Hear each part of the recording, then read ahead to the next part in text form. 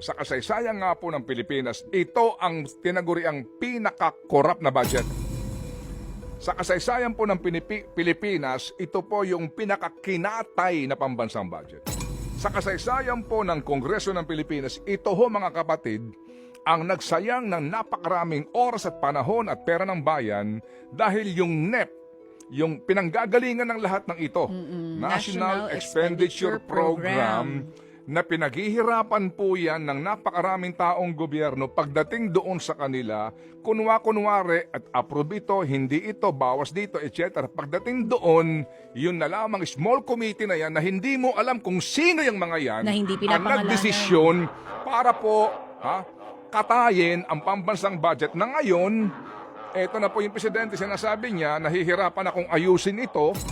Di ba na pinirmahan din po naman niya? Hindi po ba? Bakit mo pinirmahan? Magpaka-totoo tayo dito. Oo, naku, dapat pala na-review maigi to ng Pangulo. Di ba? Hindi, kasi ang pangamba niya, in fairness, na magkaroon na reenacted budget. Titigil ba ang takbo ng gobyerno sa reenacted budget? Hindi. Nagkaroon na ba ng karanasan ang gobyerno ng reenacted budget? Opo. Panahon po ni Gloria Macapagal Arroyo. At dalawang yata yung reenacted budget. Tontuwa nga sila eh.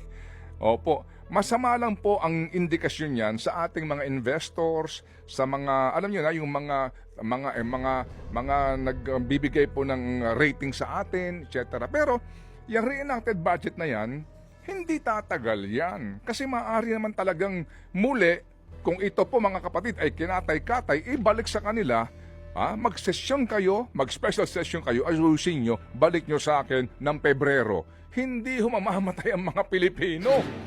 Hindi ba? Opo, pero hindi eh.